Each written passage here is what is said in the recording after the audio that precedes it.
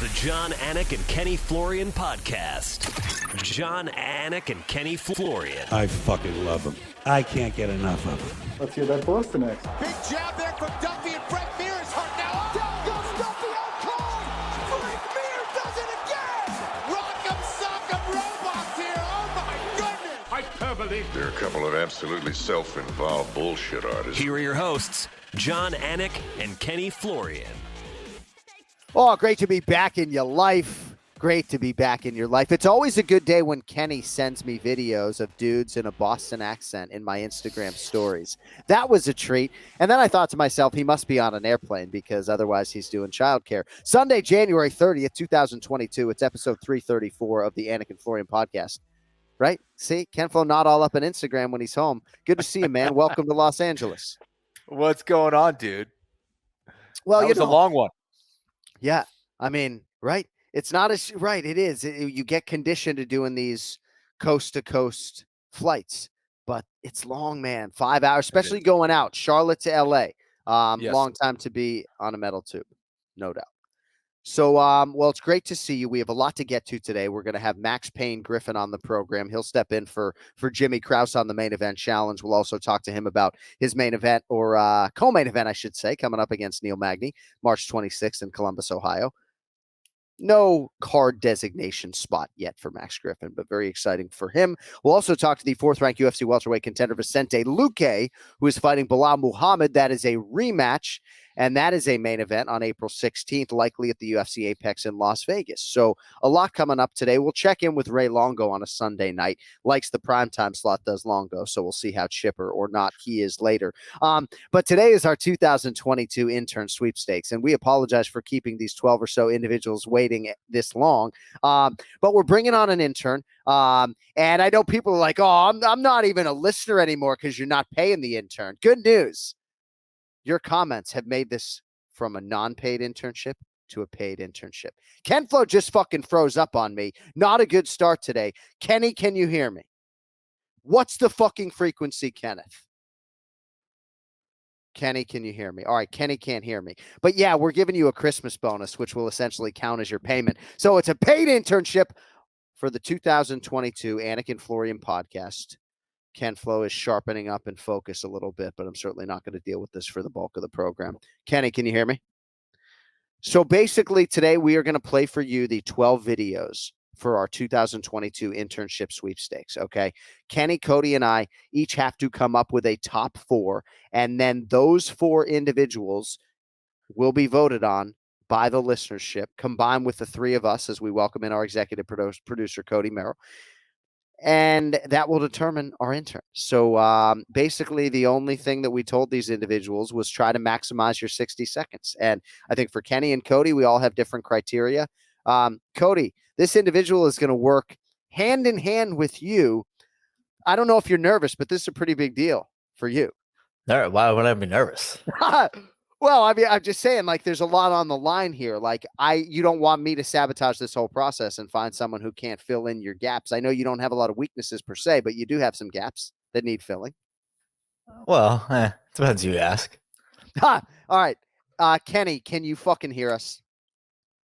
All right. So, I mean, we might have to do this without. All right. Cody just kicked him out of the goddamn show. All right. So Kenny's going to come back in whenever he can. And just good on you, Cody, for handling all of the bells and whistles that are coming our listeners' way and also handling Kenny's technical difficulties. All right. So is there anything else that I need to get out there before we play the video? I don't think so, John. Be kind. All right. I'm going to be kind. And with that, let us see and hear our submissions for our 2020 paid internship. All right.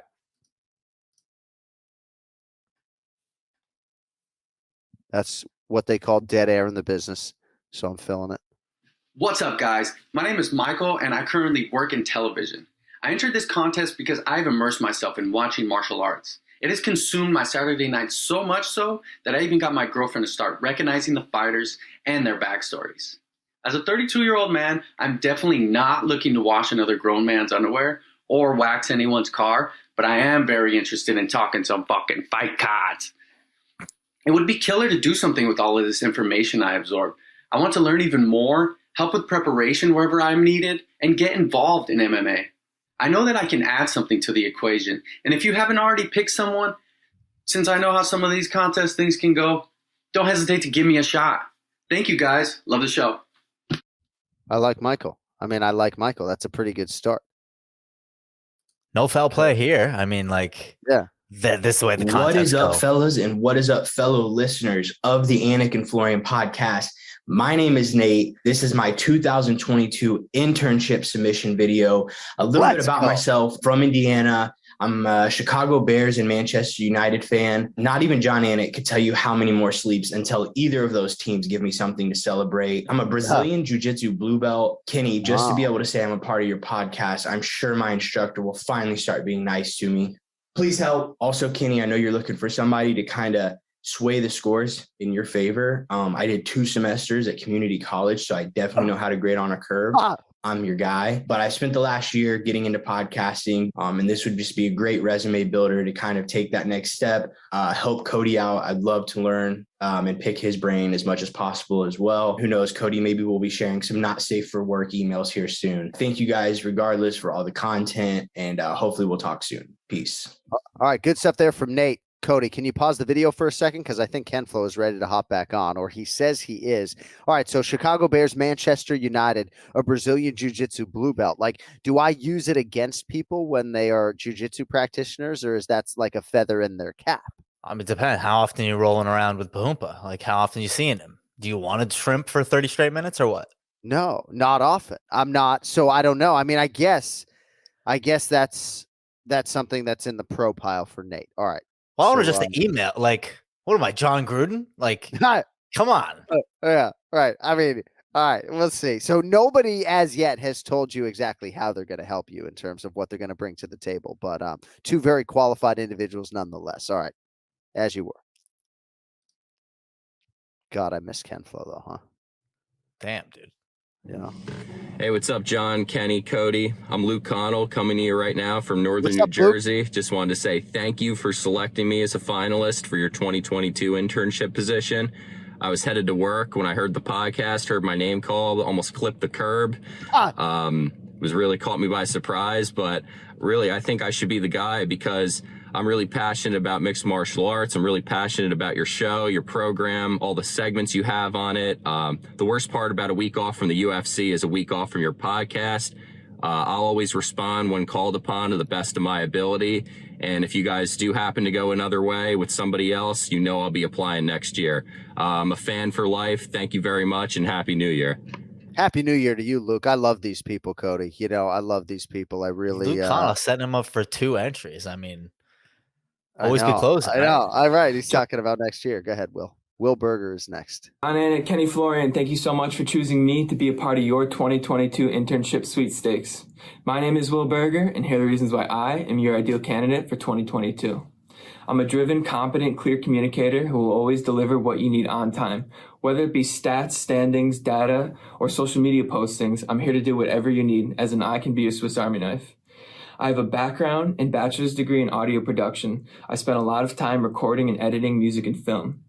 Ever since I graduated college last year, I've been wanting to translate my work into the podcast industry. Being I'm such a big fan of the show and such a big fan of the UFC, I believe that between my technical skills and my passion for the sport, I will be your ideal candidate for 2022. Thank you, guys. Cheers. Will Berger's prepared. I mean, Will Berger's fucking prepared, Cody. That guy's going to help you edit some shit.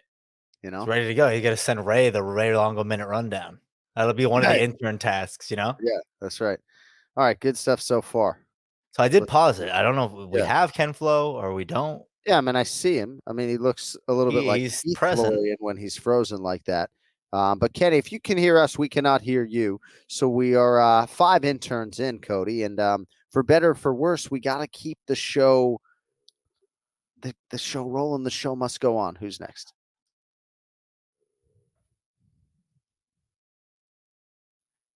Dead air, feeling it. See, learn from the best. All right. I hope Ken Flo likes the hair. Anik and Florian internship. Let's go. Suits a little much. Yeah. The Anik and Florian podcast. What's up, guys? Dallas from Staten Island, New York. I'm a huge fan of the show.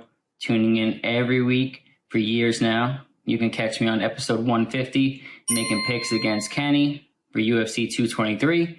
A certain bus incident wrecked our picks. We made 10 fight picks. Only 5 of them counted. I kind of shut Ken Flo out 3-0.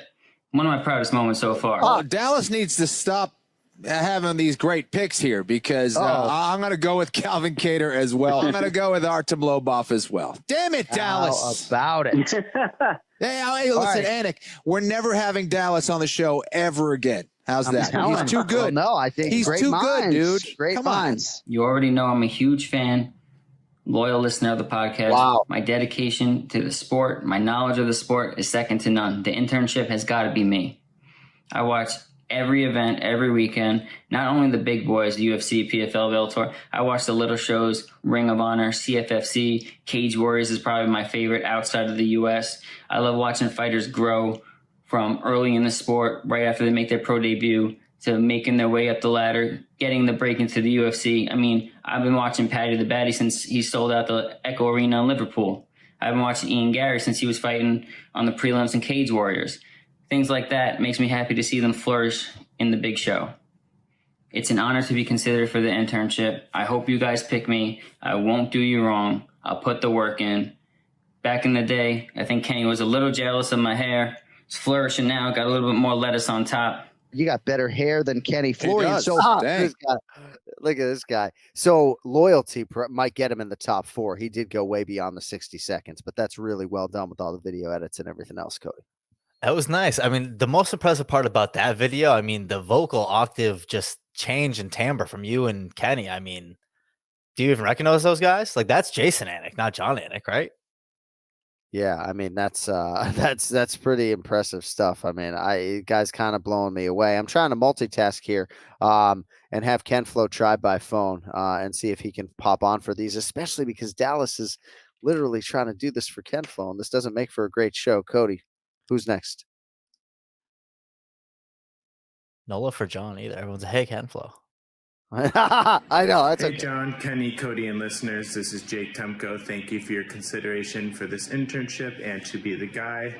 Demographically, I don't bring anything new to the table, but I do think I'd be a great candidate. I keep stats well. I'm well-versed in social media and passionate about the MMA community.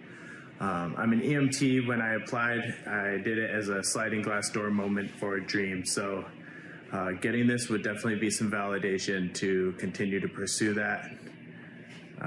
So thank you guys for the time. And if you choose me, won't let you down. Promise. You know, these interns deserve better. They deserve Ken Flo being here. This is really fucking sad. But I like Jake, you know, the no nonsense. Hey, John and Kenny. If I could call him that.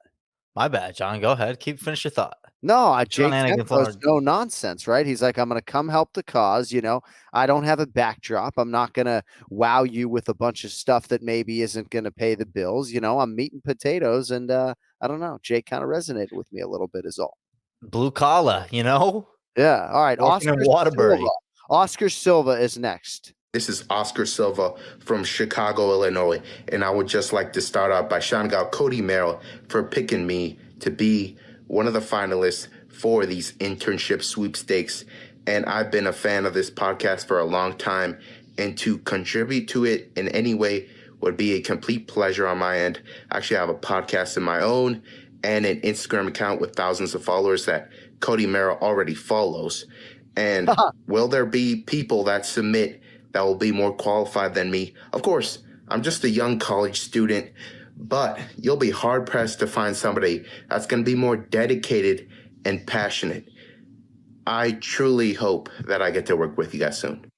All right, thank you, Oscar Silva. And Cody, essentially what we'll do, we'll have Ken Flo go back and listen to this episode. Hopefully his connection's better for Luque and Griffin coming up later. But oh, Colin Shea.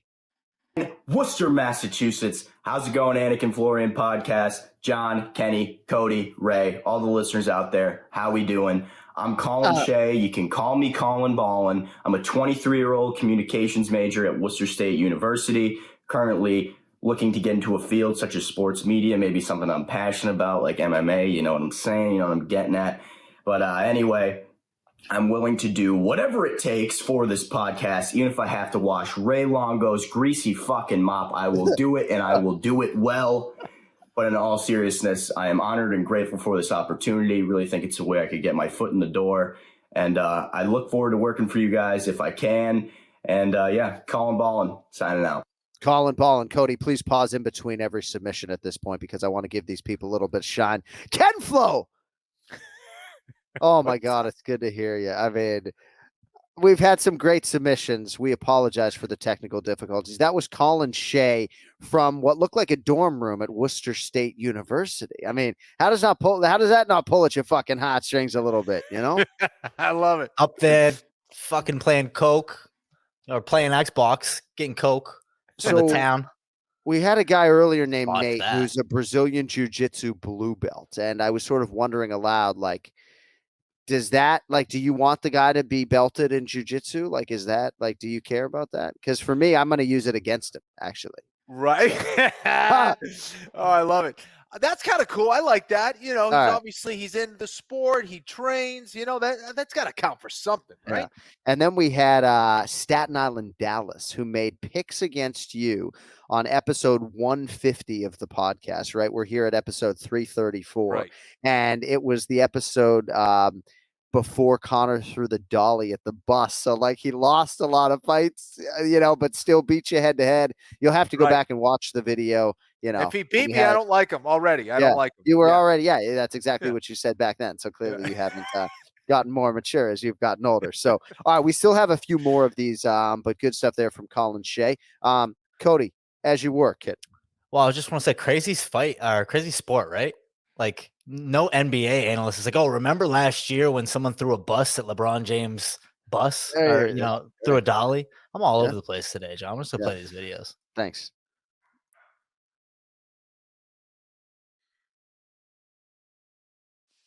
Hey guys, I'm Hayden Boggs. A couple of notes off the top. Yes, John, I'm a man. Sorry to get your hopes up. There's some female listenership out there somewhere, I'm sure. Number two, I will wash anybody's car. The secret is elbow grease. I don't do a really fucking good job. But here's why I'm the best internship candidate. I make great picks. I make picks on every fight, every week, and I'm right just about all the time. So Kraus or Ken Flo, whichever one of you wants, a little advice week to week, maybe you're not sure, come to me and I'll help you win the main event challenge. It's that simple. And you know what? Here, I'll give you guys one for free right off the top here. So first fight night back, it's Calvin Kattar versus Giga Chikadze. You got to give it to Giga Chikadze here. KO round 3. Here's why. So in his last fight against Edson Barbosa, not only did we see the fast, precise kicks, come out. We didn't really know that was a thing. At least All right. So Hayden Boggs, Cody, your mic is on mute. This show's a fucking disaster. All right. Hayden Boggs, I will tell you, the intern will have to make picks at some point in time against Kenny Florian, right? Obviously, in a perfect world, it's a fighter, but coordinating schedules can be difficult, and the intern will be like the tertiary backup, right? So that is part of the job, I suppose. I'll just say this about Hayden Boggs, and I love the name. The secret to washing a car and the secret to almost anything in life is elbow grease. So to hear him say that, Kenny, obviously he knows that hard, because I just got my car detailed and they didn't do a great job. It's all about elbow grease. So I like that. Listen, if he just lied and said he was related to Wade Boggs, I mean, he'd get the job. But no background check here. I know. No one listening to the show knows who Wade Boggs is, probably. But anyways, yeah. Boggs is like really resonating with the three of us. So Hayden Boggs probably in my top 4. I didn't.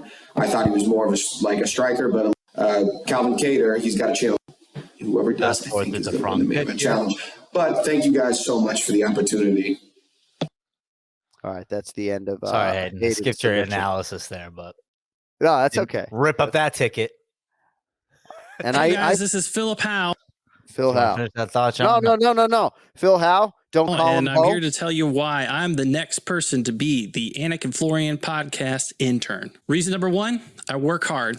I meet my deadlines. I give everything my best. If I say I'm going to do something, I'm going to follow through. So you don't have to worry about me being flaky. Reason number 2, I'm a likable guy. Probably not as likable as Ray Longo. Come on. The guy's super likable, but people like to work with me. Reason number 3, the UFC is the only sport that I follow. Now, I will catch an occasional Chiefs game or maybe a Royals baseball game, but the UFC is the only sport that I follow consistently. Reason number 4 is it would just be a huge honor to be even a small part of this podcast. For at least 3 years, I've been listening to your podcast every single week. Every show is amazing, and it would just be awesome to even be just a small part of it. So this is Philip Howe. This is me. This is my face on video. Let me know. All right. Thank you, Phil Howe. And thanks for the support. He's got a microphone. Clearly he can edit. And Cody, thank you for putting all of this together so beautifully as you so often do. All right. Philip Howe is in the mix. Do we have anybody else?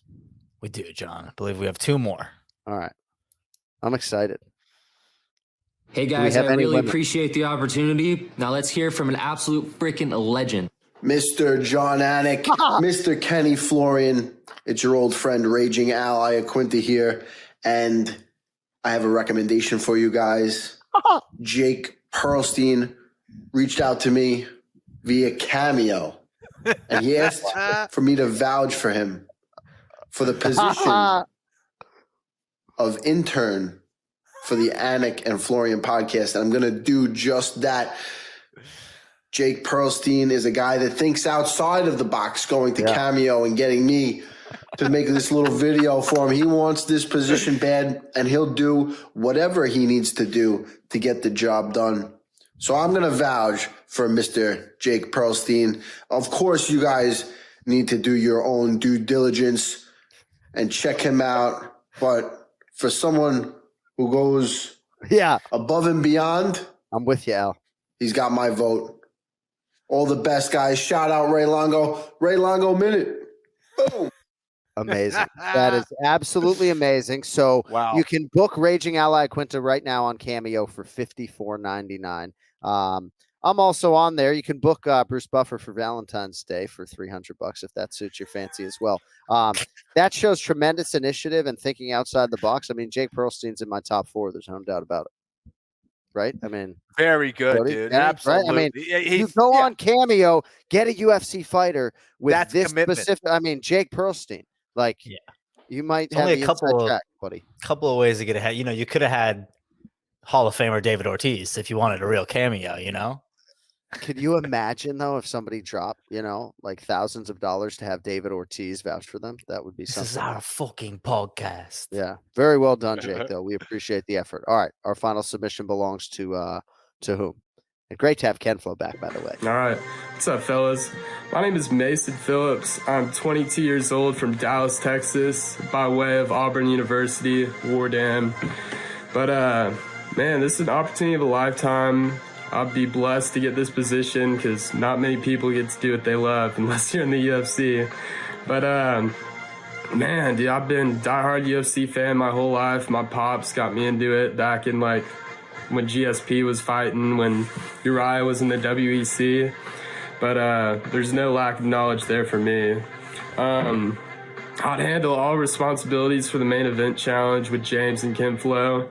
Won't be too tough. I'm good with Excel. I'm good with PowerPoint. Anything to record data, I'll be chilling with. Like John said, he hasn't gone, like 30 years without a day of betting? It's me for the last 3 probably, but man, having a job like that would just be a blessing. Love to do it, and I'd run away with it. But, man, I don't do this too much. I'm a little nervous, not gonna lie. But I'm a team player. I'll know my role. I'm not gonna be like Russ and ruin the Lakers. But man, I appreciate this opportunity, and let's roll. Thank you. All right, Mason Phillips with the Anik and Florian podcast hat with the Colby Covington walkout music playing in the background. All right, very exciting stuff. I think we have some good candidates. Cody Merrow, you got a hot microphone, a beautiful red backdrop. I know this show is going to be hell to edit. Max Griffin's coming up. What can you tell me about the 2022 intern sweepstakes? I can tell you some good submissions, some poor submissions, some real New England love. That's what I was liking, We can't, I don't know, we can't, if you're a Yankees fan, like you may as well have disqualified yourself right off the top, Right. If you wore a Yankees hat on the audition, there was no chance you were getting the internship. I mean, A lot of outside the box is good. Yeah.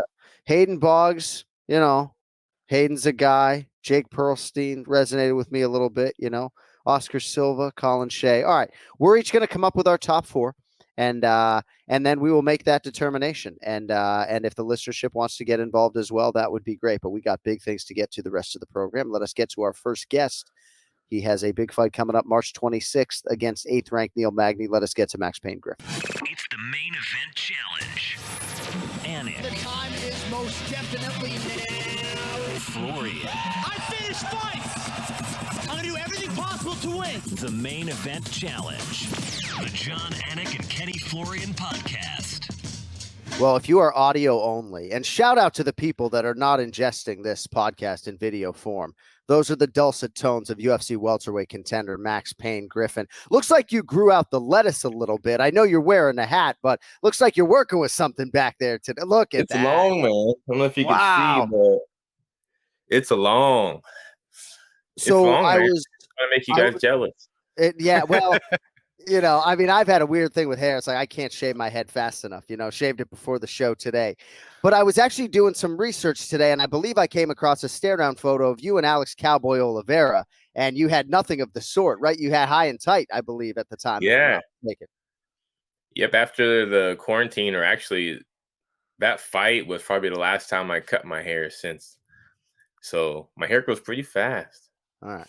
Well, it looks good, and we hope you keep it for the fight. But it's great to have you with us. Congrats on the fight announcement. It's a big one, obviously, and you deserve it. So you will face 8th-ranked Neil Magny. Go on, take that number. March 26th in Columbus, Ohio. So 3 straight wins. You're getting a shot at a guy in the top 10.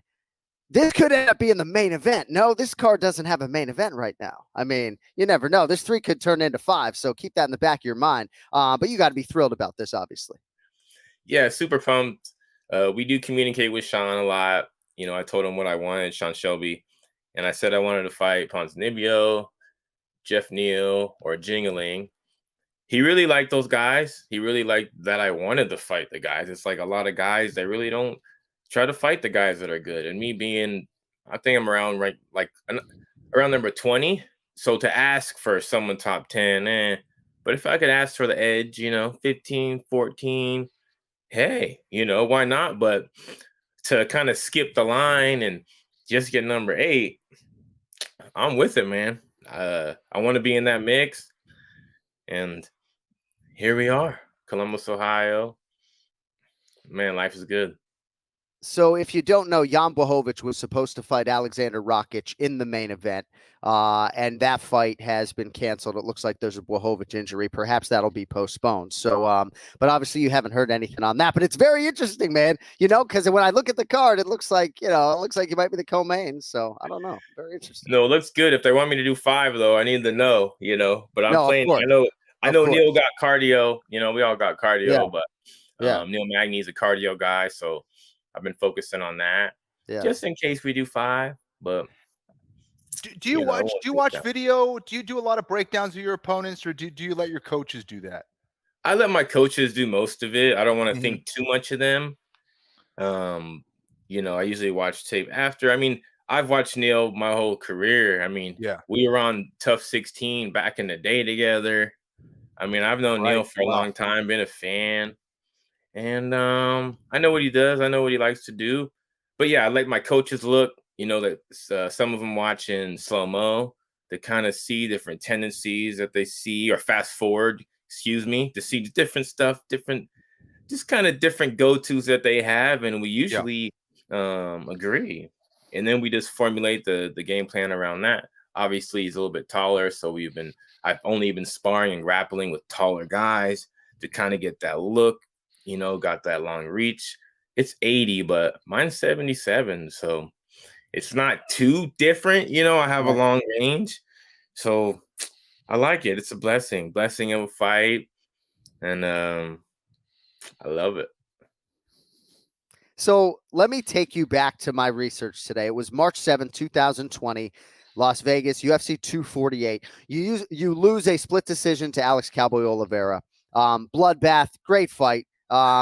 I thought you won, I think, when I called it, if memory serves, but my memory is not the go-to memory, as anyone who listens to this show knows. But on paper, it was your 4th loss in 5 fights, but yet there was still all of this public support for you, right? Like, this guy's getting better. You know what I mean? So I don't know how downtrodden you were at that point in time, but juxtaposed against where you are right now with 3 straight wins, getting a top 8 guy, take us back to there compared to where you are right now, if you'd be so kind. You know, anytime I've ever lost, it's been a split, been super close. And, you know, I think before that I lost to, I think, Thiago Alves in Brazil, or, you know, I've had ones that are like the paper doesn't look too good. But if you look at the stats, if you look at punch count, the how I'm going, I have been, even in a loss, I've been getting better every fight. And I've, you know, it's hard to lose, right? Especially in a fight that you thought you won. And I think those are worse than just getting beat. You just get beat, then you got beat. But if you won, I mean, there's takeaways there. They don't like blood, right? Although I do. But, it wasn't over, I believe. You know, it sounds cliche. It sounds cliche as heck, but I know how good I am and able to kind of changed my mind, not changed my mind, but I added a new mental coach, Danny Patterson. I spoke about him before, and all the tools were there for me. I just had to really put them together, and then here we go, 3 straight. Some people knew, like I said, I have a lot of fans that believe, and people that talk this or whatever, but we're making it happen now. We're making it happen. The Max Payne army is strong, and it is. I'm winning. I'm going to beat everybody here on out. So, well, sometimes I think it helped the fan base when you lose split decisions. And I did go back. I think it was 5 for your career, some regional split decisions all over the place. Super hard guy to finish. I think Colby Covington actually the only guy to finish you as a pro. But yeah, man. Well, you got good things. How about your son, Tyrus Jacks? He's almost 1. Is that correct? Yeah, he'll be 1 next month. Sounds like a lot of work if you lean into that work, right? Sounds like a lot of work. Yeah, he's a little ham. He just he's really intense, really athletic. I don't know where he got that from. But, he's a handful, He's a handful. He's banging on the door right now. Yeah. But it's good. It keeps you grounded. I mean, this world's crazy these days. I mean, there's so much going on all around the world and everything. Yeah. But it's being with him, seeing him laugh, and him genuinely being happy and stuff, it keeps me grounded, Yeah. That's great. I did lose my train of thought when I was going to say the Thiago Alves split decision that swelled your fan base. You know what I mean? So if you're leaning into the positive, like when you're on the wrong side of split decisions like that, sometimes you gain a lot with the fan base. And you certainly did that night because a lot of people thought you won that fight. A few other things on you before we get to a couple predictions on UFC Fight Night, Hermansson versus Strickland, as you go head to head with Ken Flo here. So most would say your signature win was the one over Carlos Condit. What would you say is your most underrated win? Is there either a guy you fought or a performance that is underrated compared to the Condit win that everybody talks about all the time? Man, there's a lot of fights. Like Crazy Russian was a pretty fun fight. I fought Zalim Mamadayev, who was 8-0, 8 knockouts. Dagestani guy. I think I lost before that fight. You get thrown to the wolves. Like, the wolves was all around. And I beat that guy. I mean, I have a lot of big wins, man. No, I know. I mean, that went under. I mean, I think this would be my 13th UFC fight, 14th. There's so many. It is. How many are there going to be? That was one of my last questions. 36 years old. Born November 29th, 1985, 26 pro fights. I'll say over under 32 pro fights before you step away. You're going to say 7 or more? What do we think? Yeah, easy. All right, good. I'm not slowing down. Like, I'm getting better, faster, smarter. We try not to showcase fighters on the program who are slowing down. We want fighters on the rise. So well, thank you. That means a lot. And you know how the game is. People slow down, and you're you're supposed to be slowing down, you know, as you get older, but it's the fat in the youth.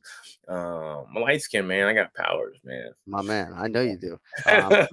Great merchandise as well, which we'll get to before we let you leave. What's your favorite sports team other than Team Pain? These is tough. I used to be a big Raiders fan.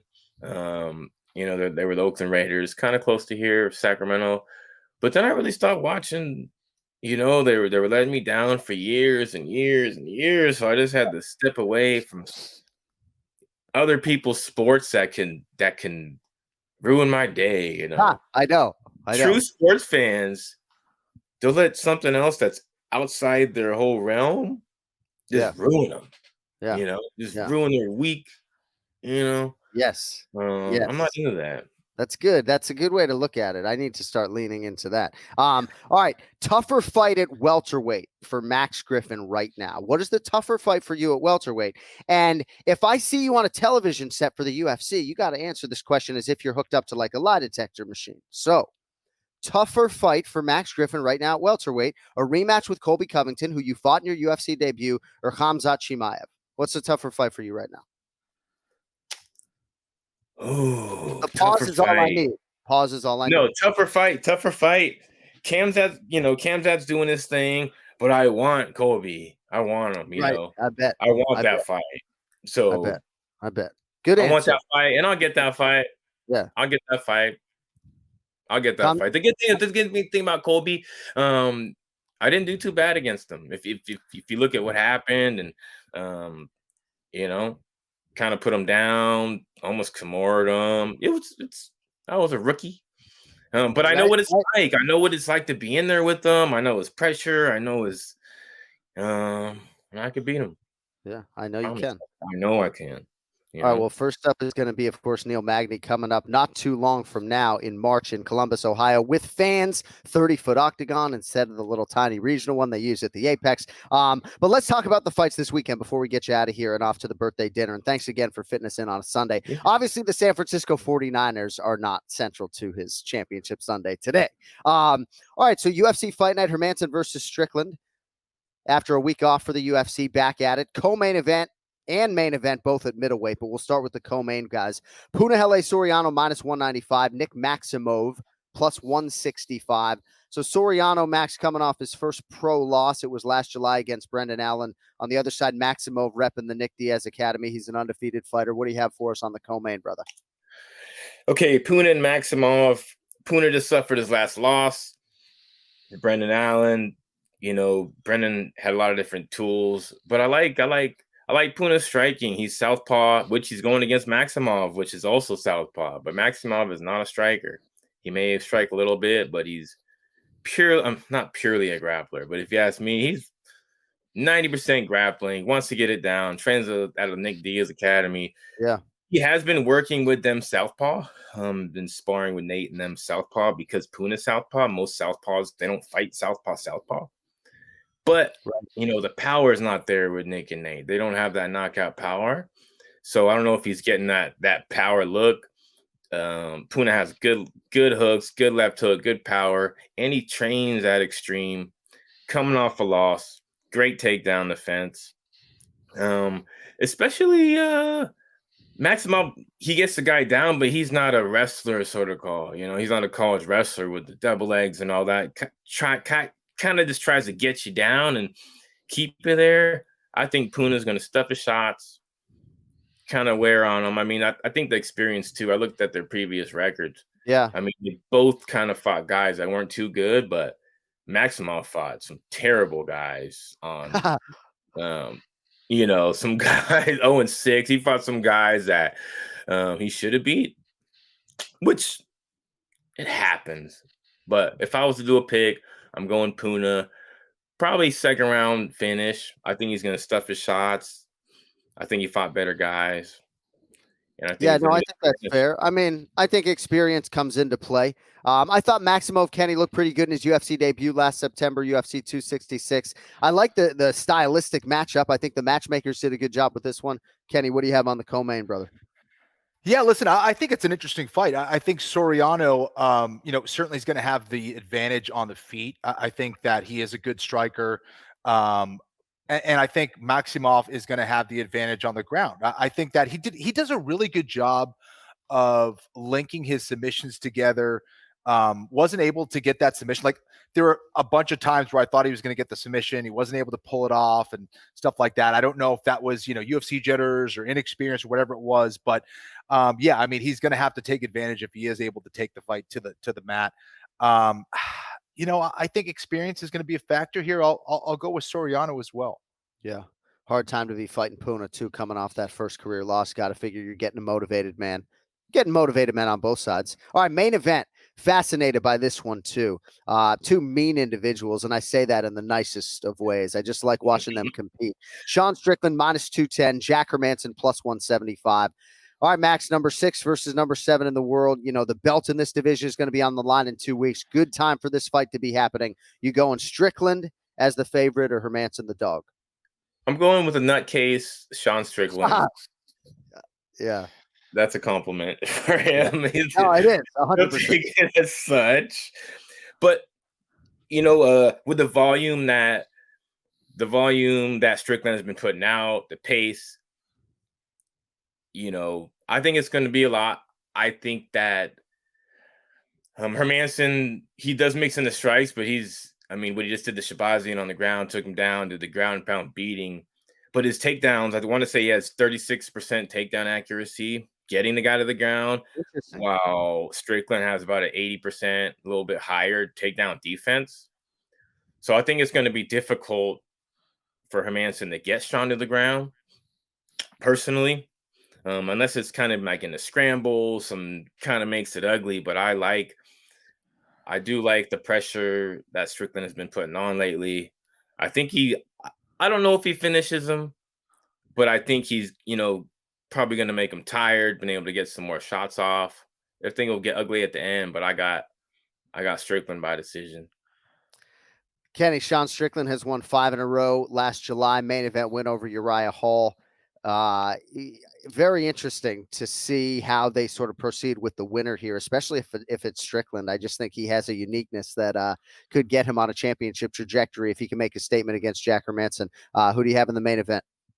Yeah, I think his past fights, the way that he's fighting, and kind of the things that he's saying is a great indicator that he's really coming into his own as a fighter, it seems, for better or worse, the crazy things that he's saying, all that stuff. But it seems like he is kind of feeling himself right now and riding high on confidence. And I don't think that bodes well for Hermansson, who is not the best of strikers. I don't think he's I think he can be a problem if he's able to get double unders. He can maybe hit some takedowns and stifle, Strickland a bit. But I don't think he's even good enough to really get a submission or be a big time submission threat to someone like Sean Strickland. So I like Strickland here. I think Strickland actually will get the finish. I think his pressure, his pacing, he'll continue with that trend. And I think he gets a TKO a little bit later in the fight. I think Hermansson's tough as nails, but I kind of see a TKO happening probably around round 4.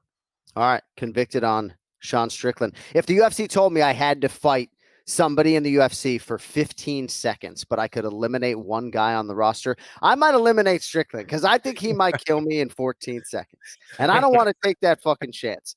At Max Payne Griffin on Instagram, if you want more from my man. Hey, thanks for squeezing us in on a Sunday. It's great to see your shining face, and we'll be there in Columbus, Ohio. Ken Flo will be watching, but big fight. You deserve it. Congrats on that, and we'll see you on the road soon. Nice. Thank you, Ken Flo. Thank you, John. Y'all have a great day. Thank you. Who y'all got in the next game? Who y'all got right now? The Niners or the Rams? I took San Francisco plus 3.5. I don't know what's going on in the game right now, but I took the points. All right, brother. Thanks, man.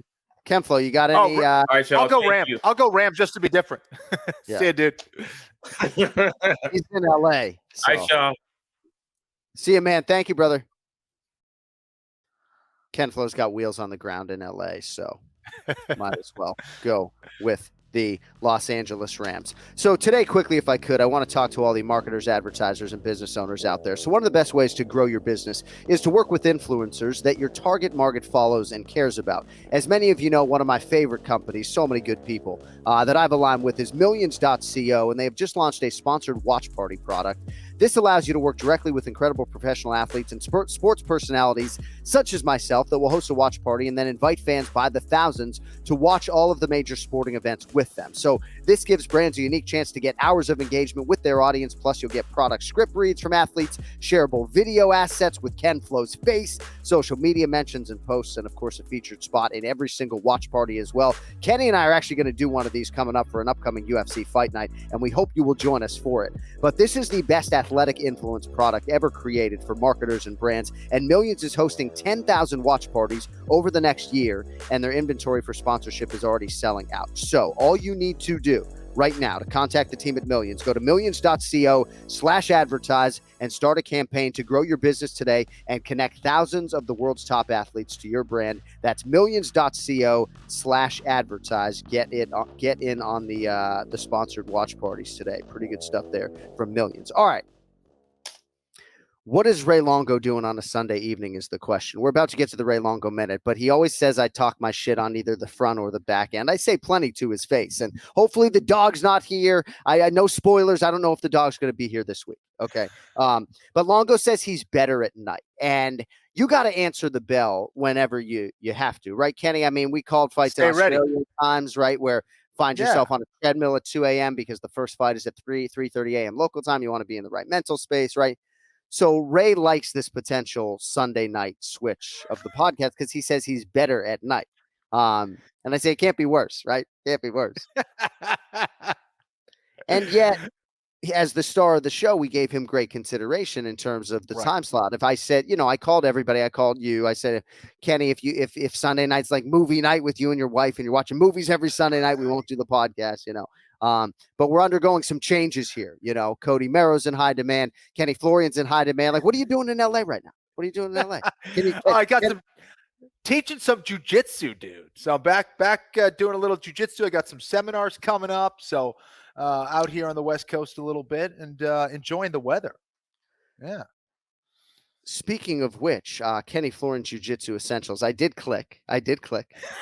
And I was looking for a promo code for the Anik and Florian podcast listeners before I got my jiu-jitsu. Can we get a promo code? Can we get a promotional code for the Anik and Florian podcast listeners? But Kenny's Jiu-Jitsu Essentials video is up. So we're very excited about that. Thank you, dude. It's interesting for me to hear you and Max talk about Sean Strickland, because he really feels like this caged animal. And Jack Hermansson is very much cut from that same cloth. I don't know how much you watched, if anything, the highlights of Jack Hermansson and Khamzat Chimaev in a wrestling setting. But I like that Jack was staying busy doing that. And dude, notice how whenever you drop the name Khamzat Chimaev, I love you, Max, but everybody goes in the other direction. Do they not? No one wants to fight Khamzat, it seems. The dude. Talk about a guy who's on a mission as well. It's kind of he's like a Sean Strickland, but with that wrestling base where he just wants to destroy you, and he could strike too, dude. He's dangerous everywhere. I want to see more of him. It's a shame we don't get a chance to see more of him. But I guess coming up is that the rumor coming up? Is that official that he's fighting Gilbert Burns or no? What's going on with that? I believe that is just rumor at this point in time, but that would make all the sense. Clearly we're getting welterweight clarity. It seems as though Leon Edwards is going to be next for Kamaru Usman. Colby Covington and Jorge Masvidal are assuredly fighting in March. Although I just want to make sure that fight stays together. So maybe I shouldn't have said assuredly. But yeah, Gilbert Burns and Khamzat Chimaev would certainly clean up that division. Bilal Muhammad and Vicente Luque is a big fight, obviously. And then Neil Magny, who's number 8 in the world, is fighting Max Payne Griffin. So big things happen in the UFC welterweight division. Obviously a big UFC middleweight main event coming up this weekend. All right, let's get to Longo. It's now time for the Ray Longo Minute. I want you to punch a hole in his fucking chest. That's what I want. The Ray Longo Minute. Starring Ray Longo. The John Anik and Kenny Florian podcast. Hey, speaking of what are we doing? What's up, man? Holy crow. I thought we were starting next week. Hold on. I'm so sorry. Wait. So I feel awful that I didn't text you. What up, Ray? Oh, yeah. Look at this. What a professional, huh? Oh, man. There we go. Now we can fit his head. Can we fit your head on the screen? All right, we're getting rid of everything. Oh, man, this is not good.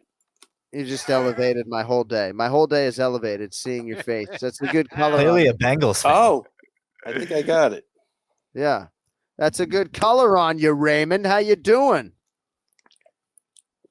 Oh, man, we got slaughtered with snow. Yeah, how much Slaughtered. snow? About 2 feet. Wow. Dang. Yeah. Now, are you out there shoveling, Ray? Are you a shoveler?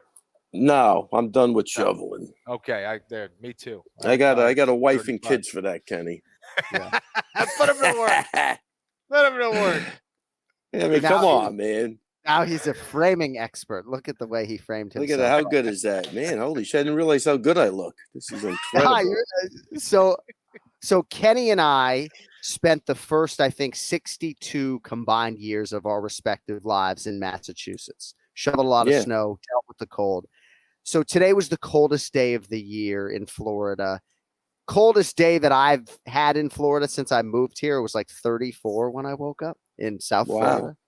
That's cold. So yeah, pretty exciting to feel that chill, you know. But I don't know, man. I know you're not gonna leave, right? You've said on this show that you're not gonna be, you know. But dude, I don't know how you put up with it. I really don't.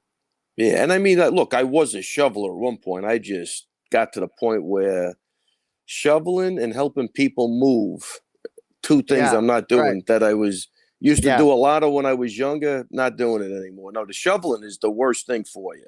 You know, my hip is killing me, so I'm not definitely, it'll just whack me out bad. But yeah, no, I'm definitely going to get a summer place somewhere, you know what I mean? Or, you know, like a winter place, whatever you want to say. Yeah.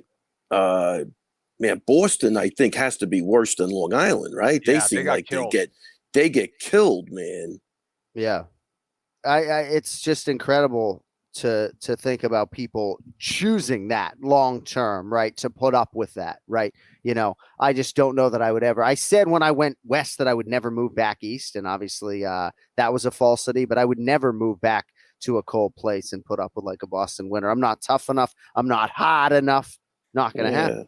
Not going to happen. So I apologize. We didn't send you a reminder today for the new nighttime slot, but Kenny wanted to talk to you about your assertion that you're better at night than in the morning, like that the content would be better at night. Yeah, what are you going to do if your fighter's like, oh, coach, I'm not going to fight at night, or I'm better in the morning, or I'm going to fight in the afternoon? What are you going to do, huh? I'm not sure what the question is. You have a ton of excuses. You said you're better at night. Come on. Oh, I see what you say. No, I think I'm just not a morning person. And by morning, I mean any time before 1. You know what I mean? So I like this. I like the nighttime. I'll be cranking till 2 a.m. See, I like irritable Ray. I like angry Ray. Oh no, my favorite I version. thought last week I was out of control. I don't even remember it. That's how bad it was. I swear, I'm not joking. I don't remember. I just remember you guys made a lot of jokes about my poor dog that has to go into therapy due to you two guys, which is nice. Kenny, John, I'm in shock. The ASPCA hasn't come to your house. Where's Pumi Nakuda? Where's Pumi? The greatest flyweight in the world outside of UFC are in it. Where's Pumi? About the dog, you know? Everybody wants Lucky to be a part of the program, except my audio people who don't seem to have the stones to support me in this argument, but the dog's nowhere to be found this week, so I digress, you know? Oh, my God. Oh, here he is. I'm much more behaved. Look at him. You know what happened last week? I thought somebody fed her, and nobody had fed the dog, so she was letting everybody know about it. All right, so that doesn't qualify as abuse, right? What? He's starving dogs. Ray Longo. Well, I didn't know about it. We have video of the dog abuse on the show last week. The dog just begged me for a breakfast last week. All right, so that's what it was. The poor dog didn't want a treat, just wanted a meal, right? It's just it's not looking for a treat, not looking for anything extra, just wants the meal. But let me just mention Pumi. Pumi was with we had another fight at Damian Nelson last night. who knocked the guy out in the first round, CFFC, was on Fight Pass. Another great guy, up and comer. Oh boy, another up and comer. There we go again. When's the last time he ate? Last week? This is just... I might have to throw the dog out this time. Look, are you kidding? Are you kidding me? I'll take her out of here. But he was with the. Yep. Oh man! Wow. I think a lot of the strategic brand partnerships we're pursuing are going to love this content. Is Alpo? Yeah, we might get available? that Petco sponsor we wanted. It's very exciting. Yep. Chewy.com, chewyfucking.com. Right. This is really weird right now. So you're saying the dog doesn't do this just to No, the dog has been next to me on every show. All right, because back-to-back episodes, and I'm not doing this. Is crazy. You have questioned like the way we've asked the question. Like last week we weren't asking pointed enough questions, and even today you're not so sure if Kenny's asking you about training athletes in the morning, like what he was just trying to ask. Like, can you get a private with Ray Longo at 10 a.m. or no? Definitely not. Not happening. Not happening. Listen, that's the way it should be. You make your own hours. You don't have to. Yeah. You work when you want to work, right? Oh, well, I mean, haven't I earned that? At least that. I mean, come on. When I was maybe earlier, maybe when you were younger, but now, no. When I was training like Kevin James, I would go to the studio and he introduced me to Leah Remini. Right. One day I was there and she wanted to train and her manager called and I go, no, this is great. What time? She goes, 6 a.m. I'm not happening. So it doesn't even matter who you are. Right. I would any time from like 11 to 11 at night, I'm your guy. So how come when we call and ask for 10:30 a.m., you appease us and come on the show? Why don't you just tell us to pound sand? Well, it's easier to talk than to actually get out there and have somebody beat the piss out of you. You know what I mean? Fair. Well, you don't have to worry about this anymore. So how does the dog behave when we're not on the air? Doesn't cry or anything before we move on? I am in shock over this. I could see him off camera, like on camera. He's clamping down on the muzzle, just as trying to. Shut up. Holy crap! Wow, this is really crazy. So, all right, so Ray hasn't cashed his holiday bonus check from the podcast. Well, can I get rid of the? I got to get rid of the dog. Go ahead, get rid of the dog. Yeah, hold on a second. Get rid of the fucking dog. This is crazy. Right. What does he mean? Get rid of the dog? What is he going to do? Yeah, what is he going to do? Is he getting rid? Let's go. And this gives me a great opportunity. Bill, put her up there. Let's go. Cool. Shit, but I won't. The star of the show. Heaven forbid you offend the 60-year-old man. This is turning into a bit. It's like the Ray Longo and Lucky show. Well, like he was 9 minutes late today, but that's okay because I didn't send the reminder text to the 60-year-old man. I mean, how many reminders do people need? This is amazing. Raise Cody's salary to have. I can't believe this. Longo and Kraus. You good? You good? I think I'm good. Yeah. Wow. Oh, Kenny, do you have anything for Ray? I have a couple things. If you don't, Kenny's in Los Angeles doing what Walk of Fame stars do. I don't know. No, I got nothing. All right, so guy earned it. The guy earned that right. Yeah. All right, so I do have a couple things for you today, and then we'll let you get on your way. But we do love having you in prime time, that's for sure, with all the different variables going on at your house right now. Sean Strickland and Jack Hermansson in a main event this weekend. Obviously, the UFC was off after the pay-per-view that we talked about last week. Jack Hermansson, underdog here to Sean Strickland, who's won 5 in a row. Do you have anything for us on the UFC Fight Night main event? Wait, give me that. Who's favored in that fight? Who do you think's favored? Sean Strickland, Jack Hermansson. And then I'll tell you who's favored. Who do you think would be favored? I would think Hermansson's favored by a little bit. So Strickland's about a 2-1 favorite. Okay. Yeah. So what do you think about this fight? Certainly a relevant fight.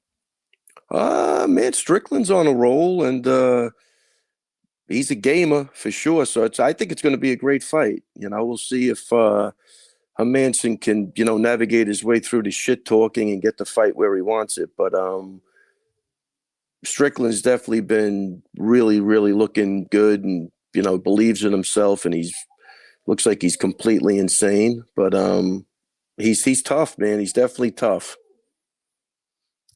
And the last thing I had for you today just had to do with Chris Weidman, because you can sort of start to visualize the comeback a little bit. It's crazy to think, that he's coming up on, 9-10 months removed from this thing, right? It'll be a year in April. I know. A year in April. Yeah. But I'd imagine there's some medical professionals that would love him to have $20 million in the bank, and maybe he does and never fight again. But he ain't going out like that. I guess the question is, what is the comeback for? Is it to make a run? Is it to finish with a green stripe at the top of your Wikipedia page that James Krause obviously prioritizes? Like, James Krause wants to retire off a win. He has said as much on these airwaves. Kenny's last fight in 2011 was a championship fight, So what do you what do you think? What is his appetite? Is it just, obviously you're going to take it fight by fight. Right. Look, first off, he's the only guy that could answer that, but I'm sure he wants to go out on a win. I don't think anybody would want to go out like that. That's the last visual anybody sees you.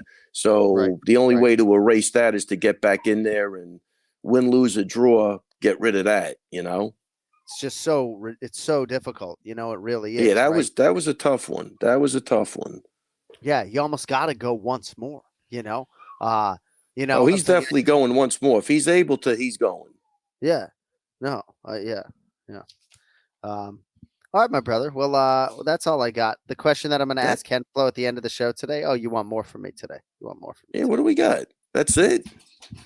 I have other things in my notes that includes, we have Vicente Luque coming up at the end of the show, by the way. He's fighting Bilal Muhammad in a main event. Great fight. That's a great fight. Yeah. And it looks like maybe Gilbert Burns and Khamzat Chimaev, maybe Leon Edwards and Kamaru Usman, and that would give you your welterweight clarity with Covington and Masvidal. But the question that I'm going to ask Ken Flo at the end of the show, Minotauro Nogueira, I love you, but the best Brazilian fighter in MMA history, when I say that, who is that to you? Is that Minotauro? Is that Shogun Rua? Is that Anderson Silva? For you to answer anybody other than Anderson Silva would be blasphemy. Right. My mind went right to Anderson Silva. And I think there was a time maybe 2 years ago, 3 years ago, where that would have been the easy answer for me. I keep coming back to Jose Aldo, just because of what he has done of late. But certainly impossible to argue with what I think is the most important record in MMA, which is championship title defenses. And Anderson Silva's got a lot of those, so. Yeah. No, well, that's good. Hey, we ain't got no fights to talk about. I was just going to try to keep it simple. The segment originated as a Ray Longo Minute. It was 5 minutes, so, but I got all night. I got all night for you. We're right on screws. We're right on schedule. I got Vicente. So wait, let me assume that Kenny's upset with the Sunday night. Nope. I asked Kenny if it was movie night with him and his wife, and he said it wasn't. Movie. Yeah. Is it movie night? We don't have time to watch movies these days. Movie night wouldn't start till 9 o'clock anyway, no? Yeah, exactly. When the kids are asleep. Yeah. Exactly. There you go. Yeah. See, I like it because it gets me out of bedtime, A lot of people come on the program and glorify childcare. They won't call it babysitting, and they'll talk about, how much they love their children or whatever, and I do. But doing the show in this window, I got out of 90 minutes of childcare to talk to you two fucking schmucks, so. Okay, so now listen. Now, will she bust your balls like when you go, look, I just was working for an hour and a half? Does she go, that's not work. You love what you're doing. It's not work. Do you want an honest answer? Yeah. She sees me prep for the show, right? And so on a show like today, we have 2 UFC fighters on, so she sees me prepping for those interviews.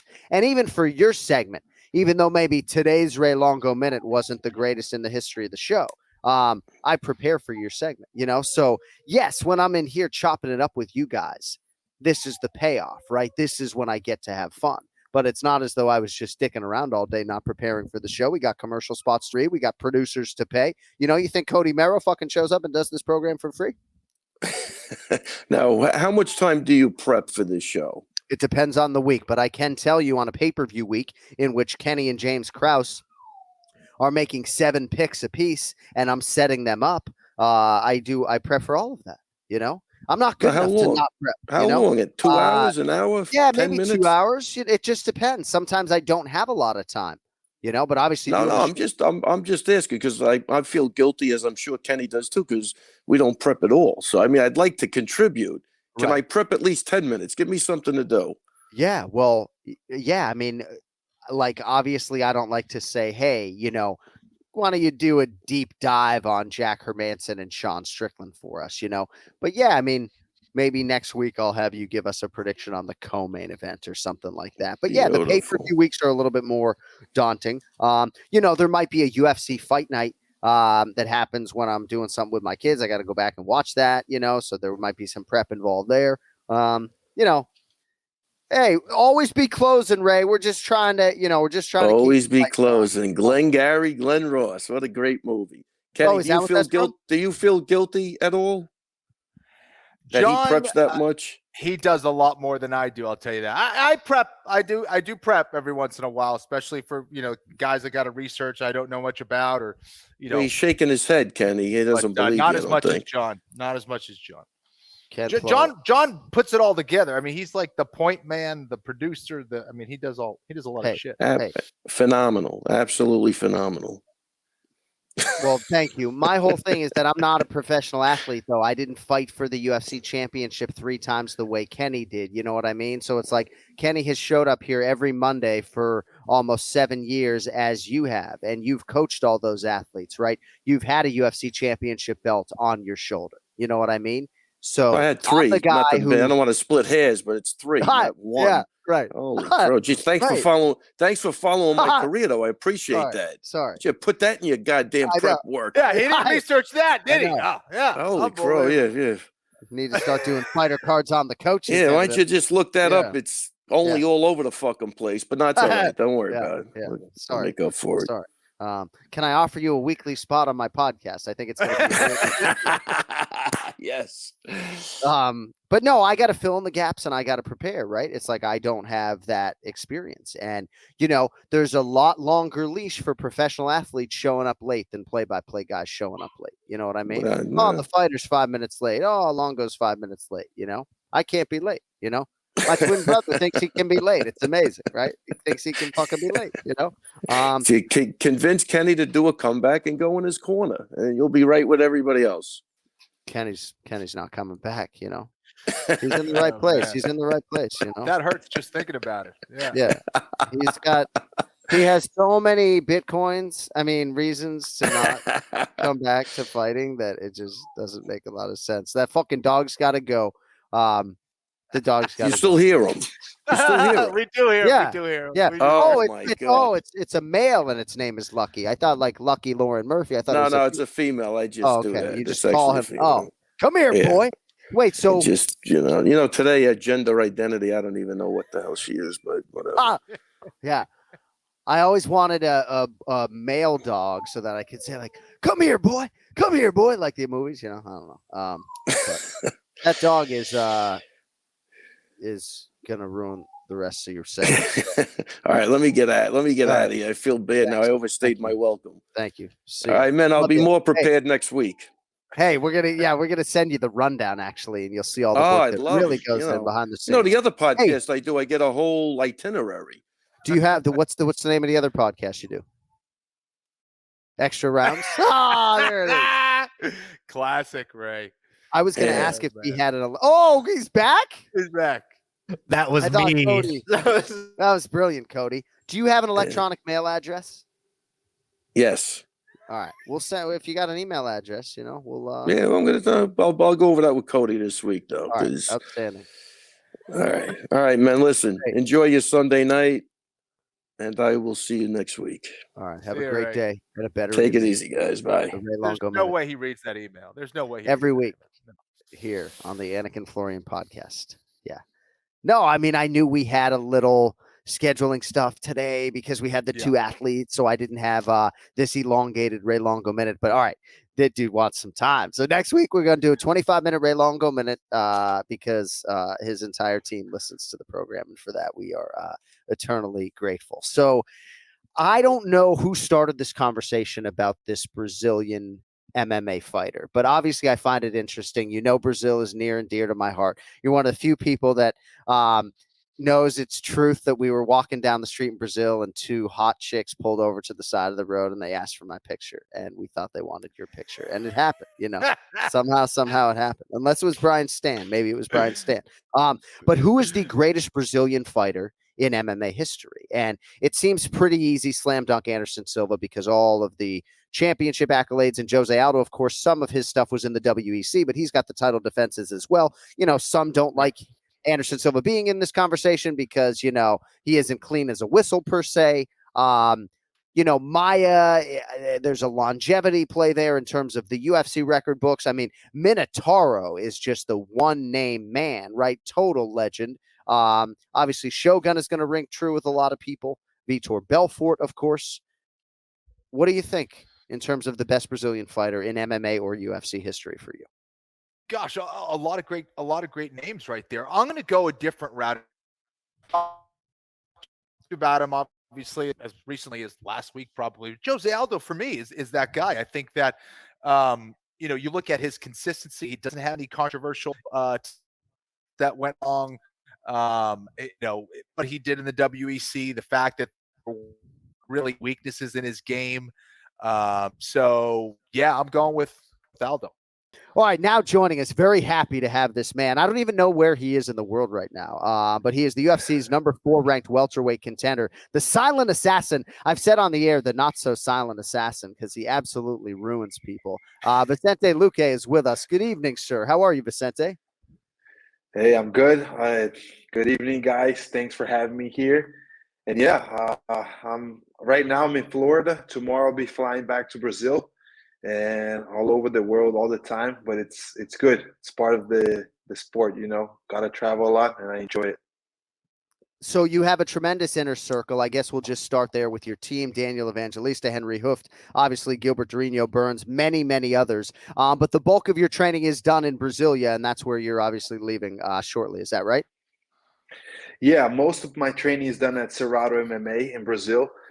That's the team where I started at in 2009 when I started my professional career. And it was a small team, but little by little, you know, especially with me being in the UFC, it grew a lot. And now we have Vivi Araújo, who also fights in the UFC, and she trains down there in Brazil as well. And we have a whole bunch of professional guys, some guys fighting in LFA. I believe soon they will be in the UFC as well. So, yeah. I mean, it just works out for me over there. We have a very similar mentality to Henry, you know, to keep it simple. And it's a great relation also. So I'm always with Sanford MMA as well. As much as I can come here to Florida and train, I do. And I make sure that I work with both teams, you know, in joint efforts. Vicente, you know, your last 4 opponents, all really tough. And not only did you beat them, but you finished all 4 of them. Is there something you could pinpoint where you say, you know, my game's coming together, or this is the reason for my success? Is it just, you know, experience now? What is it? Yeah, I would say experience is one of the things. I'm 30 years old now, but I have already over 30 fights. I started fighting when I was 17 professionally, so I think experience is a big part of it.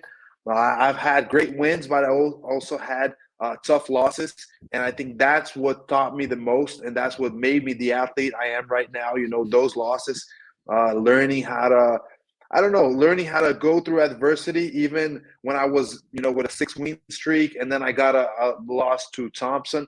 And at that point, I could have just said, you know, I don't know, man. I don't know if I'm really that good, but I still believed in myself. I rebuilt myself, and now I'm in a great streak, and I'm in a great position. And I believe soon I will fight for that title. And I do believe that I can be the next champion at welterweight. So, yeah, I think it's just experience and believing in myself and working hard no matter how hard things get.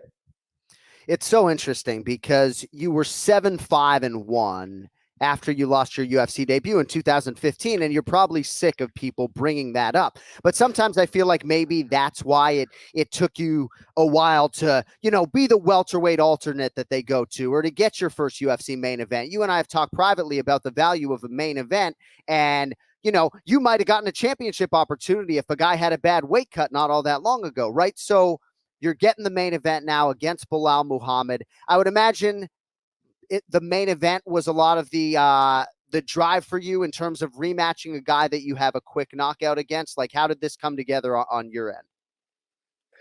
I mean, I'm always up to fighting. And at this point, the welterweight division is a division that has a lot of action. And I didn't know where I was going to go. Me and Gilbert, we're not going to fight. That's a fact. I mean, we're brothers. Yeah. We're not fighting each other. So we're going to find a way to make this work, even though we're not going to fight. So we have Kobe and Masvidal. Leon probably is getting the title. And I had no one else, nowhere else to look at. There's Chimaev. That's a fight that I've said that I would take. Gilbert has said that he will take it as well. So I believe the UFC knows about that. So they were working, and I got offered Belal. For me, it's a fight that makes sense for many reasons. One, I want to keep myself active. I'm not going to, wait for over, a year to maybe get a title fight. So I want to just keep myself active, and it has to be a fight that makes sense. For me, number 5 in the world, a guy that is coming on a good win streak, makes sense. Even though I fought him in 2016. We fought for 1 minute, so it's a different fight now.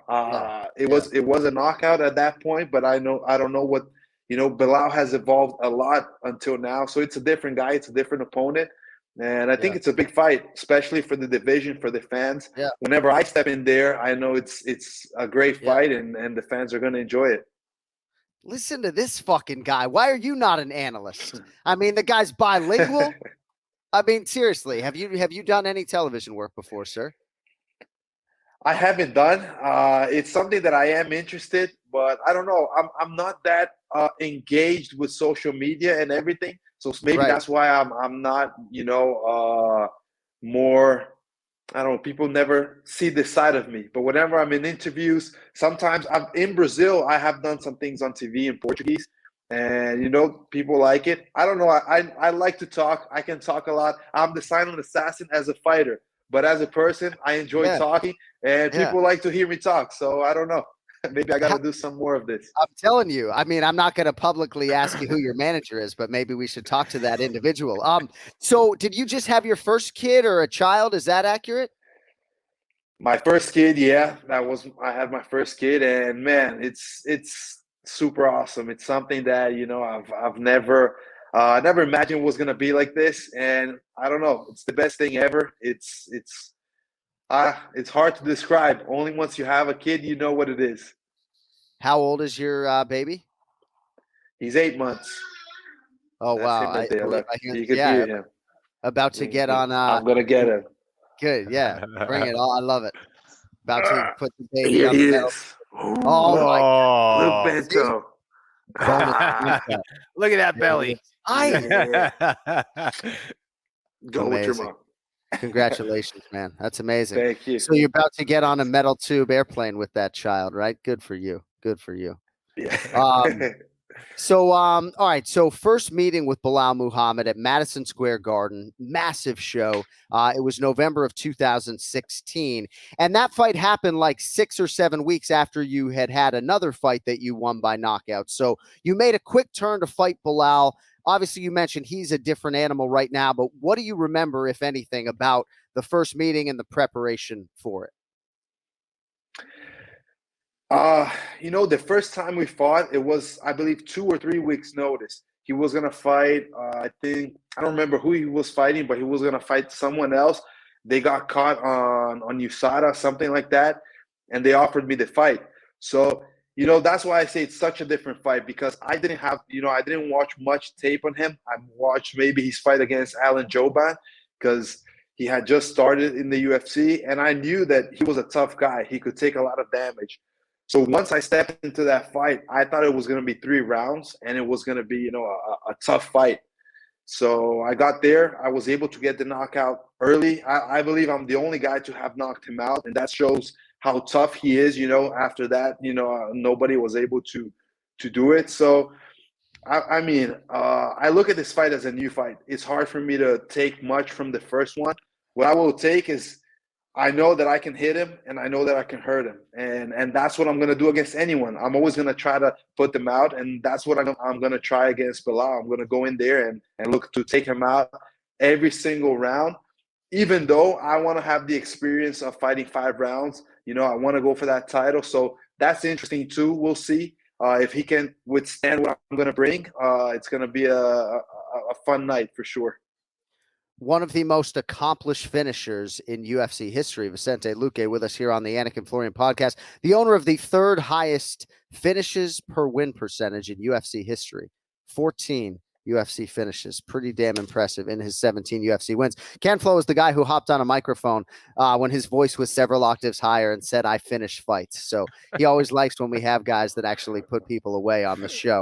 A few more minutes with you, and you're very gracious to give us some time on a Sunday night. So some people would say that your best win or your signature win was the recent submission of Tyron Woodley. What would you say is your most underrated win? A guy that you're proud that you beat that maybe nobody talks about. I thought maybe Jalen Turner, who I think is pretty talented. That was a big show that you beat him on. We talk about you knocking out Thiago Santos in 2012.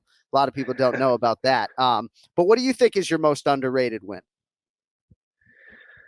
I don't know if it's underrated, but it's my favorite win against Brian Barberena, just because of how the fight went down. I started off really good, and then everything, in the end of the first round, I got clipped, I got knocked down, I took his back, I almost finished him. But at that point, I used all my energy. I had been knocked down. I thought I needed to finish the fight. It didn't finish. I come back to the corner, and I'm like, man, I'm going to lose this fight. I wasted all my energy in that choke. It didn't work out. What's going to happen? But at that same moment, when I thought about that, I thought about, like, for me to become a champion, it's going to be hard. So, this fight has to be hard. It has to show me, has to build the way for me to, be ready for a title fight eventually. So I'm going to have to, suck it up and go in there and find a way to win. And then I had, a tough second round. He came, blasting, trying to knock me out. I could, whenever I could try to knock him out as well, I tried. And I think that fight, I don't know, if it had some kind of record of punches or something like that. And at the end, I got the knockout with 6 seconds for the fight to finish. And that's really special for me because I know how tough Brian is. And I could show everyone that I am tough as well. I could step in there with a tough guy and just go to it was a slugfest. My coaches were crazy. Daniel and Henry, they were saying, like, man, what were you doing? Why didn't you kick more? Why didn't you move more?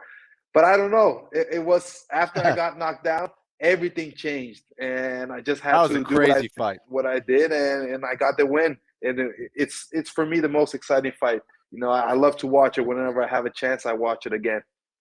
It's exciting just to think about all the developmental time that you've had in the UFC, and just things have built kind of perfectly to where you are right now. All right, a couple more before we let you go. Best Brazilian fighter in MMA history. I hate to put you on the spot, so I'll delay and give you both a little more time because Kenny's going to have to answer this later. Best Brazilian fighter in MMA history. God, I hope I'm not forgetting anyone, but Twitter only gives you 4 choices. See, I'm delaying. Best Brazilian fighter in MMA history. Jose Aldo, Anderson Silva, Vitor Belfort, or Damian Maia. I knew I had to include Damian Maia for this audience. So who's the best Brazilian fighter in MMA history, Vicente? Man, if I were to go with what I like, I would go with Vitor Belfort. But for me, it's either Vitor Belfort or Shogun, because Shogun is my favorite fighter. I've always inspired myself. When I was young, I used to fight with the bad boy shorts just like him. Right. But from that list, it would have to be Anderson Silva. And, realistically, as analyzing only for fights and for what he did, I think Anderson Silva is the GOAT. Even non-Brazilian. Okay. Yeah, no, I get that. Of course. Minotauro, Nogueira, Shogun, who, I can't. 4 choices, Ken Flo. We'll get back to that later. All right. So 30 years old, over 30 professional fights at this point. I don't know how many children you want to have. I would say 2 or less. You don't need 3 or more. That just becomes a real hassle. But over under 40 total fights before you retire. I had you at 29 right now, but how many more? I mean, when do you think about how many more you have in you? Professionally, I mean, they say it's 29, but I counted 2 from The Ultimate Fighter because they were 3-rounders, both of them. So that's why I say 31 fights. And I don't know. I don't have a number. I don't chase a number of how many fights I want to have, but I like to stay active. Last year, I fought 2 times. 2020 also, I fought 2 times. And I don't know. For me, the perfect number would be 3. I had I think from 2018 to 2019, in 12 months, I was able to have 5 fights. So I don't know. I want to stay active. I like to fight. That's why I have so many fights. And maybe I'm sure that until 36, 37, I can fight. And we'll see. It's many years, many fights to have. So yeah, I'll think that I'll go over 40, maybe close to 50 fights. It's a young man, Kenny. You know, he's born in 1991. I mean, Ken Flo was like 15 when you were born. Hey, I'm just just facts on my sheet. You know.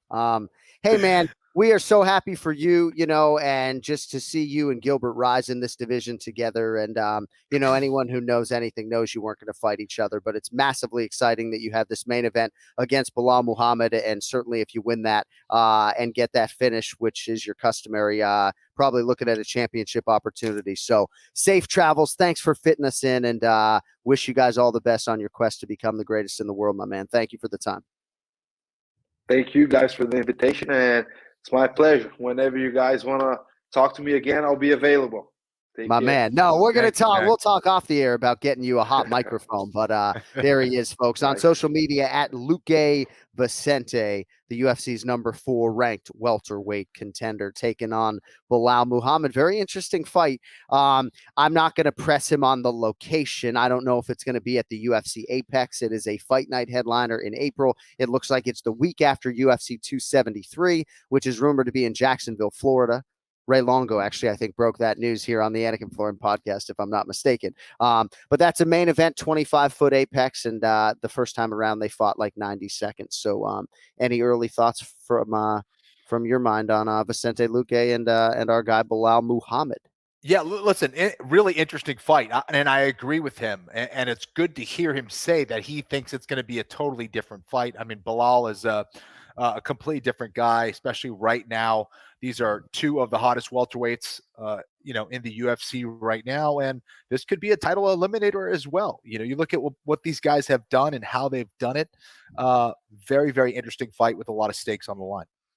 All right, good stuff today from Vicente Luque. You know, it's amazing how understated he is, and then all of a sudden he starts cracking a mic. He'll break down the whole goddamn welterweight division better than I can. Thanks to Vicente Luque. Thanks to Max Griffin. Thanks to Raymond Peter Longo for all of his valuable insight. Do you guys think he's better on a Sunday night? Let us know at AnikFlorianPod. And thanks, of course, to the wonderful interns who are vying to be a huge part of this show in 2022. More details to come on social media, and the winner to be announced on next Monday's show. With that, for our executive producer, Cody Merrow, and Ken Flo there on the West Coast, John Anik saying so long for now. Thank you all for supporting the show, for subscribing, all that good stuff.